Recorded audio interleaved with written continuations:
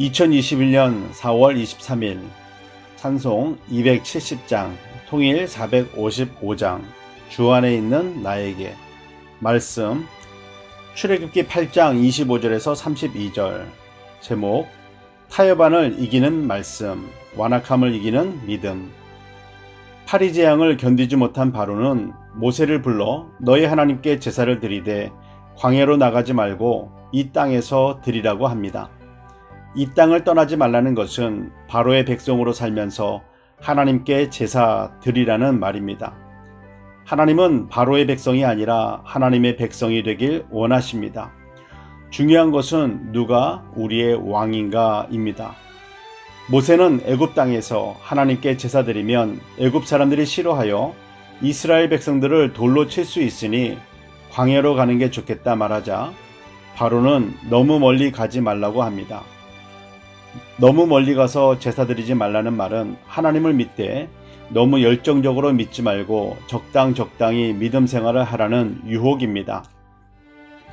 세상에서 즐길 것 즐기고 믿음 생활도 적당히 하는 것, 종교를 하나 가져야 하니 기독교를 믿는 것, 교회를 위해 충성 봉사하는 것 하지 말라, 교회 중심, 예배 중심으로 살지 말라, 일주일 중 6일은 나 중심적으로 살고 주일 몇 시간만 하나님께 드리는 삶을 살라는 유혹입니다.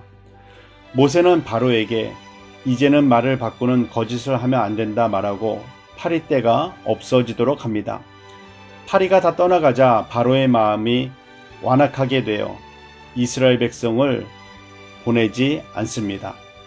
거짓 회개의 모습입니다. 거짓 회개는 자신의 죄를 깨닫는 회개가 아니라 힘들고 어려운 상황을 피하고자 하는 회개입니다.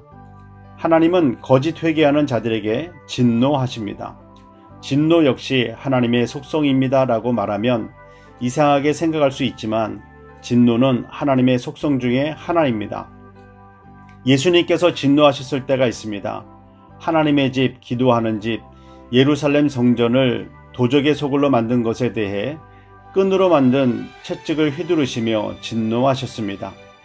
하나님의 진노는 이성을 잃은 난폭한 폭행이 아니라 죄, 거짓을 깨뜨리시고 하나님의 의를 나타내시는 모습으로 하나님의 진노의 다른 면은 하나님의 의입니다. 하나님의 진리의 말씀을 믿고 따를 때 타협하면 안 되는 것은 세상과 하나님의 말씀이 타협하는 순간 하나님의 의, 거룩성이 더러워지고 그 결과는 하나님의 진노입니다. 차지도 덥지도 않은 라오디게아 교회를 향해 내가 토해버리겠다고 말씀하신 것처럼 타협은 하나님을 안 믿는 것도 아니고 그렇다고 하나님을 믿는 것도 아닌 모습으로 하나님의 진노가 임하게 됩니다. 기도하겠습니다.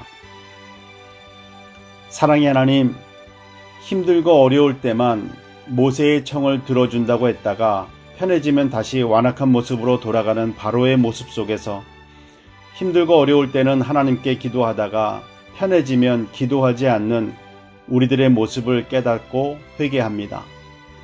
성경이 그렇다면 그런 것처럼 어떠한 상황 속에서도 하나님의 말씀을 있는 그대로 믿고 살게 하옵소서. 예수님의 이름으로 기도드립니다. 아멘.